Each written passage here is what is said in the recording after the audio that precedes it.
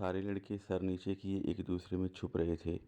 ایرانی پولیس اہلکار ایک ایک کو بالوں سے پکڑ کر کھینچ کے باہر نکالتے اور وحشیانہ تشدد شروع کر دیتے۔ اس کی چیخوں کی بازگشت پہاڑوں میں تا دیر گونجتی رہتی اور پھر وحشی کتے اس پر چھوڑ دیے جاتے۔ کتے بازوؤں، ہاتھوں، چہرے اور ٹانگوں کو نوچ لیتے۔ ان کے بڑے بڑے نوکیلے دانت اور خطرناک پنجے آن کی آن میں بدن ادھیڑ دیتے۔ چٹیل پہاڑوں کے درمیان انسانی چیخیں اور کتوں کی غرغراہٹ گونج رہی تھی۔ انسانیت سوز یہ کھیل کم و بیش 2 گھنٹے جاری رہا۔ ایک ایک لڑکے کا جسم ادڑا ہوا خون میں لت پت تھا۔ سارے زاروں کی تار رو رہے تھے۔ چٹیل پہاڑوں کے درمیان چیخیں یوں بلند تھیں جیسے کسی جوان میت پر مائیں بہنیں بین کر کے روتی ہیں۔ شام کا اداس سورج ہماری حالت زار پر افسردہ چٹیل پہاڑ کے پیچھے غروب ہو رہا تھا۔ سردی کی شدت بہت بڑھ گئی تھی۔ یہ بھیانک کھیل ختم ہوا تو پولیس نے فون کر کے 4-5 اور پولیس والے بلا لیے۔ ان کے ہاتھوں میں ہنٹر اور کتے تھے۔ انہوں نے آتے ہی لڑکوں پر کتے چھوڑ دیے۔ چاروں طرف سے کتے لڑکوں کو گھیر کر حملے کر رہے تھے۔ کوئی لڑکا بھاگتا تو پولیس والے بھاگنے والے کا ہنٹر سے مار مار کر برا حال کر دیتے۔ میں اپنی جگہ ساکت بیٹھا ہوا تھا۔ ایک پولیس والا میری طرف آیا اور آتے ہی مجھ پر ٹھڈوں کی بارش کر دی۔ دوسرے پولیس والے جب تک میری طرف دیکھتے وہ مجھ پر کئی ٹھڈے رسید کر چکا تھا۔ ہنٹر میرے چہرے، بازوؤں اور کمر پر زور سے لگتا ہوا نشان چھوڑ رہا تھا۔ ایک کتا میری طرف آیا اور مجھ پر جھپٹ پڑا۔ اس کے نوکیلے دانت میرے سینے پر اور خطرناک پنجے میری پینٹ پر لگے۔ سینے سے شرٹ پھٹی اور دانت سینے کو چھیل گئے۔ خطرناک پنجے میرے دائیں ران کا گوشت ادھیڑ چکے تھے۔ اتنے میں ایک پولیس اہلکار نے مجھے دیکھا اور آواز دے کر کتے کو روکا۔ اس نے دوسرے پولیس والے کو جو مجھے مار رہا تھا فارسی میں کہا، یہ شیعہ ہے اور شاعر اہل بیت ہے۔ پولیس اہلکار نے میری طرف معذرت خواہانہ انداز سے دیکھا اور کہا، تم نے بتایا کیوں نہیں؟ میں نے کہا، تم نے کچھ کہنے کا موقع ہی کب دیا؟ میری ران سے خون بہہ بہہ کر میری پنڈلی تک آ رہا تھا۔ میرا سینہ اس کے نوکیلے دانت لگنے سے شدید درد کر رہا تھا۔ پولیس والے آپس میں باتیں کر رہے تھے۔ مجھے اندازہ ہو گیا یہ لوگ ہمیں پہاڑوں کے اوپر لے جا کر شوٹ کر کے ہماری لاشوں کو پہاڑوں سے نیچے پھینکنے والے ہیں۔ انہوں نے سامنے والے بڑے پہاڑ پر چڑھنے کا حکم دیا اور خود ہمارے آگے پیچھے اور دائیں بائیں چلنے لگے۔ زخموں سے چور ہم سب چٹیل پہاڑ پر چڑھ رہے تھے۔ پشتون فارسی وان لڑکا چڑھائی چڑھتا ہوا میرے قریب آ گیا اور دھیرے سے بولا، یہ لوگ ہمیں شوٹ کرنے والے ہیں، تم ان کی منت کرو، یہ تمہاری بات مان لیں گے۔ میرا اندازہ درست ثابت ہوا تھا۔ میں نے جان بوجھ کر آہستہ چلنا شروع کر دیا اور سب سے پیچھے رہ گیا۔ پولیس اہلکار میری طرف آیا تو میں نے اس سے کہا، آپ ہمیں شوٹ نہ کرو، ہمیں بے شک واپس بھیج دو، یہ لڑکے سب کے سب شیعہ ہیں۔ اس نے میری طرف حیرت سے دیکھا اور کہا، یہ کیسے ہو سکتا ہے؟ میں نے کہا، آپ سب سے پوچھ لو۔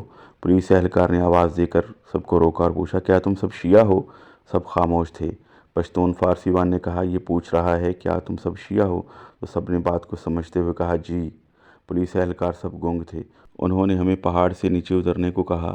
نیچے اترتے ہی پولیس اہلکاروں نے ہمیں واپس ترکی کے بارڈر کی طرف جانے کو کہا اور بتایا، اس پہاڑ کے پیچھے سے ہو کر دوسرے پہاڑ کی طرف جاؤ، وہاں ایک کھائی ہے، کھائی کے اندر چلتے جانا، آگے روڈ آئے گا، اسے کراس کرنا، وہاں ترکش پولیس نہیں ہوتی، تم لوگ ترکی داخل ہو جاؤ گے، جاؤ، بے فکر ہو کے جاؤ۔ ہم سب پولیس والوں کو شکریہ ادا کر کے پہاڑ کی طرف چل پڑے۔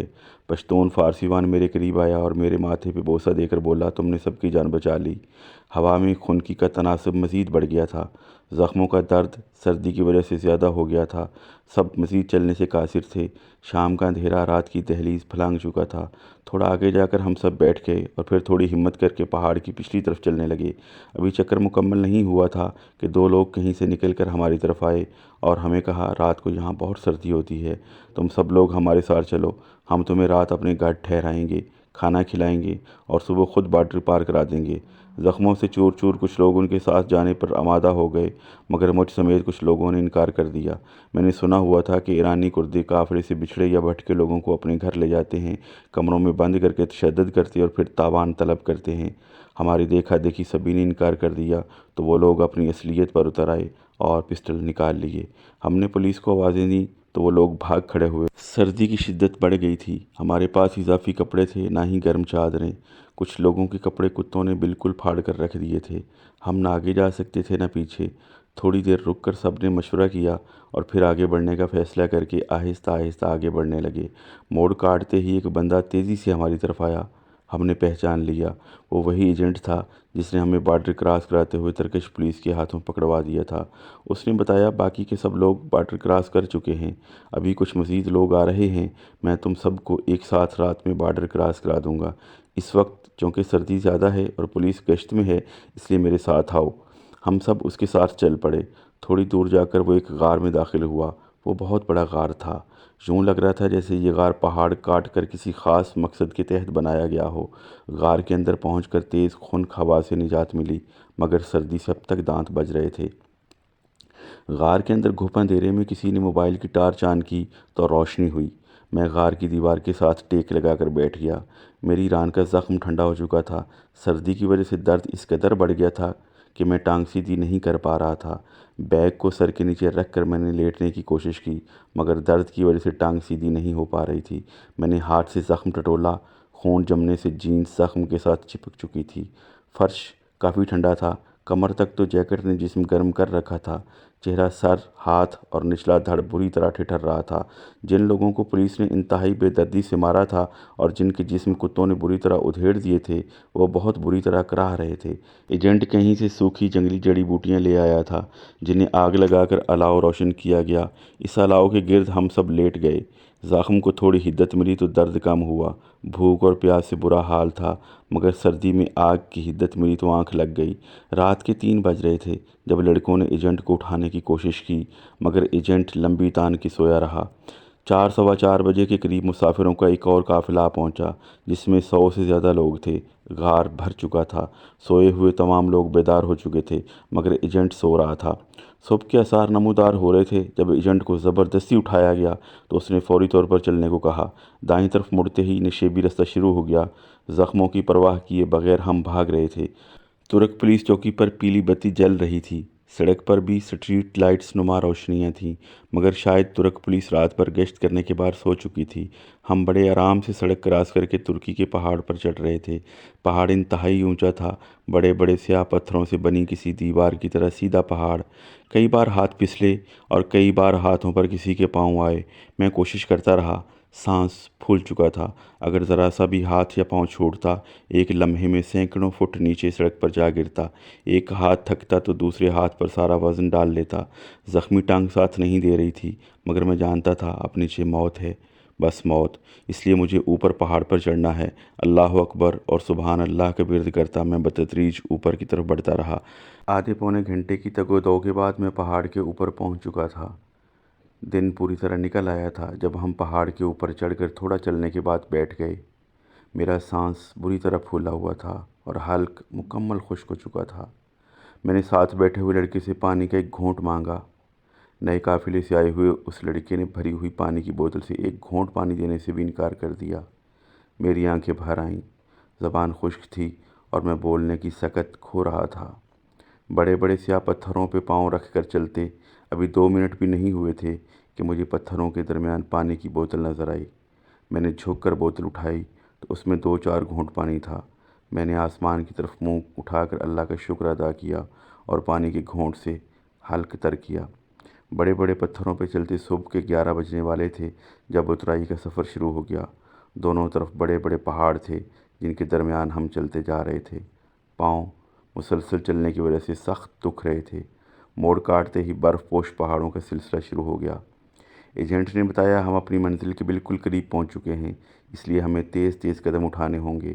دن کے 1-1:30 بجے کے قریب ہم برف پوش پہاڑوں کے درمیان سے چلتے ہوئے اس اترائی میں اتر چکے تھے جس کے بعد میدانی سفر شروع ہونا تھا۔ بالکل آزادانہ سفر، کہیں کہیں گھوڑے خچر اور کہیں بھیڑوں کے ریوڑ گھاس چر رہے تھے۔ میں اور جنید ایک ساتھ چل رہے تھے۔ گھنٹہ بھر چلنے کے بعد ایک قبرستان شروع ہو گیا۔ قبرستان کے آخر میں دائیں جانب گاڑیاں کھڑی تھیں جن میں مسافروں کو گنتی کر کے بٹھایا جا رہا تھا۔ ہماری باری پر ہمیں بھی ایک بختر بند گاڑی میں سوار کرا دیا گیا۔ آدھا پونا گھنٹہ گاڑی چلنے کے بعد گاڑی ترکی کے پہلے شہر دوگوبیاز میں داخل ہو رہی تھی۔ دوگوبیاز میں داخل ہونے کے بعد گاڑی بمشکل 5 منٹ چلنے کے بعد ایک بڑے گیٹ میں داخل ہوتی ہوئی سین میں آ کر رکی اور ہمیں اترنے کے لیے کہا گیا۔ ہم سب اپنے اپنے بیگ سنبھالے گاڑی سے اترے اور اس بڑے کمرے میں داخل ہو گئے جس میں 400-500 لوگ کھچا کھچ بھرے ہوئے تھے۔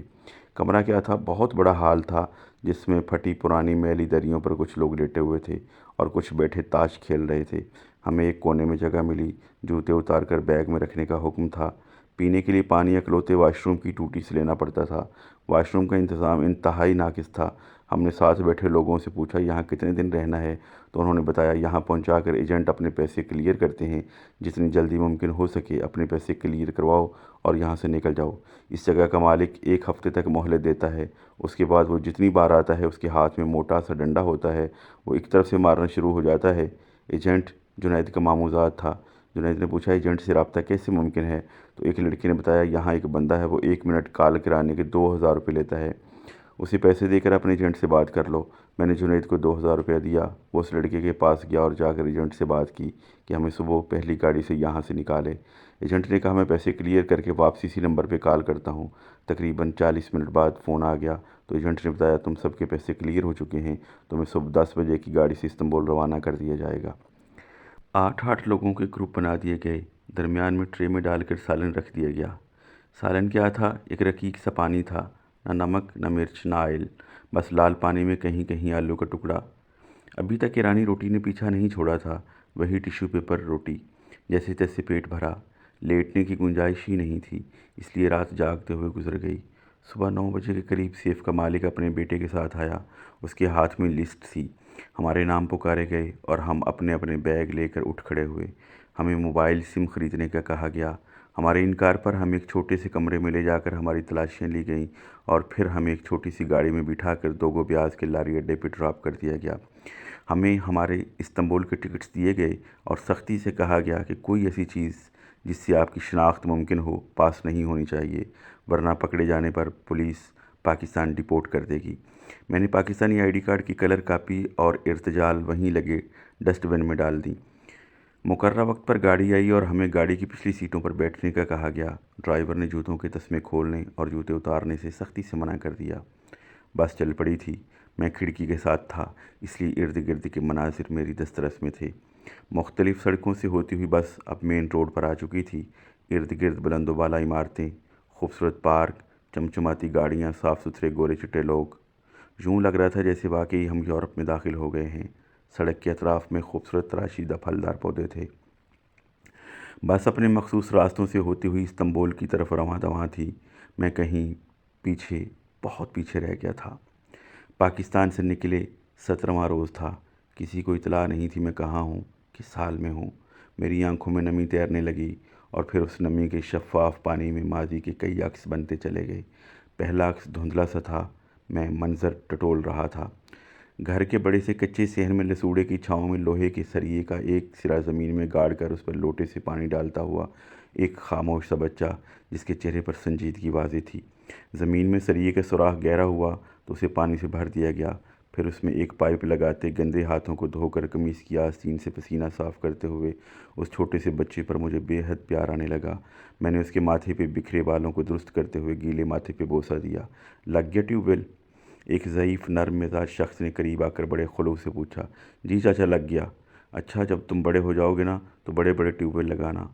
हाँ, मैं बहुत से बोर करूँगा, बहुत से ट्यूबवेल लगाऊँगा और फिर बहुत सा नहाया करूँगा। ज़ईफ़ नर्म मिजाज शख्स ने नरमी से सर पे बोसा दिया। चलो अब सिपारा पढ़ने का वक्त हो गया है, वज़ू करो और मस्जिद जाओ। बच्चा चुपचाप वज़ू करने चला गया। मैं गौर से मंजर देखता रहा। बचपन कितना खूबसूरत होता है ना। मिट्टी से बने घुग्गू घोड़े तक अजीज़ होते हैं। नाना मुझे हमेशा बंटे खेलने से मना करते थे, मगर मैं कभी मना नहीं हुआ। गर्मियों की छुट्टियों में तो अचार का खाली पड़ा मर्तबान बंटों से भर जाया करता था। नीली दूधिया और बलौरी गोलियाँ। बस कुशादा सड़कों पर रवां दवां थी। सड़क के इर्द गिर्द बुलंदोबाला पहाड़ों का एक तवील सिलसिला शुरू हो चुका था।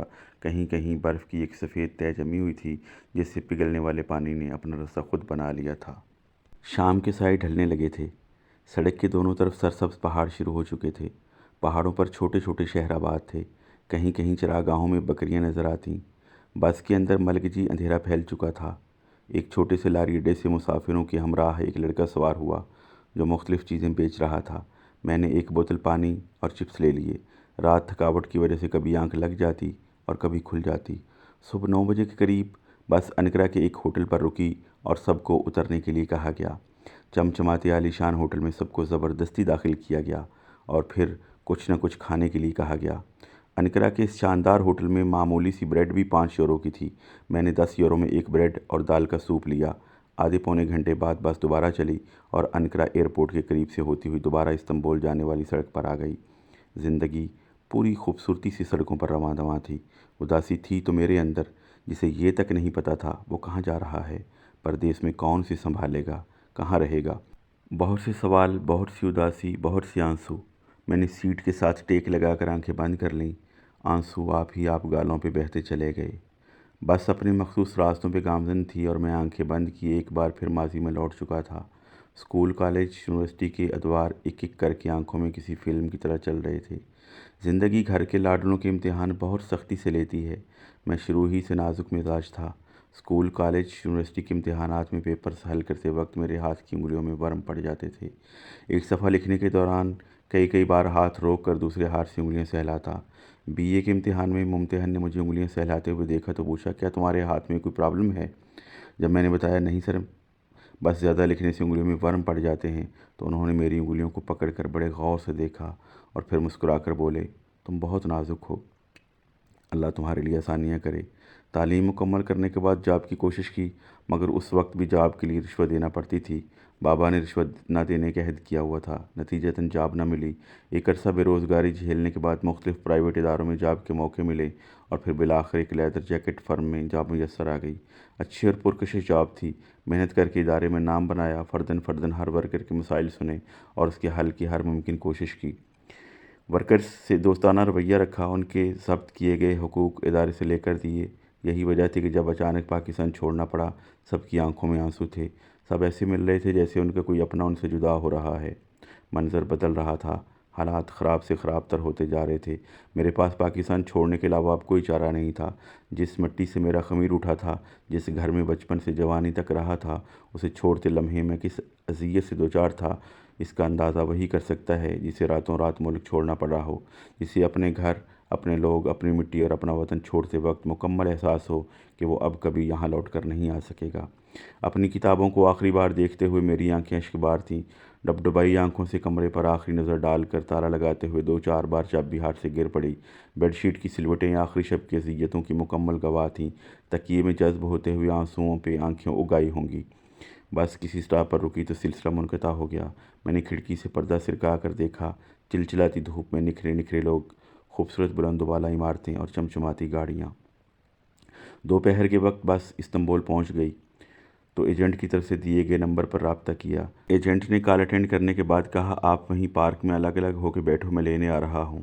اپریل کے ابتدائی دن تھے، موسم خاصا خوشگوار تھا۔ میں پارک میں بینچ پر بیٹھ کر آنے والے دنوں کے بارے میں سوچ رہا تھا جب ایجنٹ کی کال آئی کہ فلائی اوور کی سیڑھیاں چڑھ کر اوپر آ جائیں۔ ٹرین آنے میں 10 منٹ تھے۔ سب سیڑھیاں چڑھ رہے تھے۔ پاؤں میں ورم اور درد کی وجہ سے سیڑھیاں چڑھنا میرے لیے انتہائی مشکل ہو رہا تھا۔ ریلنگ کا سہارا لے کر پاؤں اٹھاتا ٹرین تک پہنچا اور ٹرین میں سوار ہو گیا۔ ایجنٹ ہم سے دور رہ رہا تھا۔ فون پہ اس نے بتا دیا تھا جہاں میں اتروں میرے پیچھے اتر جانا اور ذرا فاصلہ رکھ کر چلتے آنا۔ میں نے ٹرین سے اتر کر پہلی مرتبہ ایجنٹ کو دیکھا۔ 5 فٹ 4 انچ کا دبلا پتلا نوجوان تھا، آنکھوں سے عیاری اور چالاکی نمایاں تھی۔ کاشف بٹ عرف کاشی نامی یہ ایجنٹ مختلف گلیوں سے ہوتا ہوا ایک گھر لے آیا۔ گھر کیا تھا، تہہ خانے میں بنے 3 کمرے تھے۔ کچن اور واش روم کی سہولت موجود تھی۔ 2 کمروں میں مسافر کھچا کھچ بھرے ہوئے تھے۔ کمروں تک دھوپ نہ پہنچنے کی وجہ سے فرش پر بچھے پرانے قالینوں میں جوئیں پڑی ہوئی تھیں جو رات ہوتے ہی کپڑوں سے ہوتی ہوئی جسم سے چمٹ کر خون پینے لگتیں اور جسم پر خارش کے سبب سونا ناممکن ہو رہا تھا۔ سامنے والا کمرہ ایجنٹوں کے لیے وقف تھا۔ وہاں قدرے صاف ستھرے قالین اور کمبل تھے، مگر وہاں جانے کی ہمت نہیں تھی۔ یہاں رہتے ہوئے باہر نکلنے کی بالکل اجازت نہیں تھی۔ کوئی چیز منگوانی ہوتی تو وہاں موجود ایک بٹ لڑکے کو پیسے دیتے، وہ چیز لا کر دیتا۔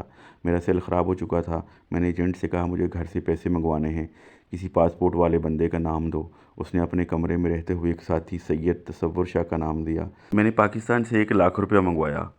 چونکہ مجھے باہر جانے کی اجازت نہیں تھی، اس لیے مجھے صرف 600 لیرہ دیا گیا، جو اس وقت پاکستانی کرنسی میں 14,500 بنتا تھا۔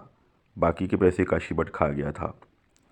کچھ دن رہنے کے بعد تعارف کا سلسلہ چلا تو جہاں کاشی بٹ جیسے غلیظ ایجنٹ سے، وہیں کچھ ایسے لوگ بھی ملے جن کی محبتوں اور شفقتوں نے بہت ہمت اور حوصلہ دیا۔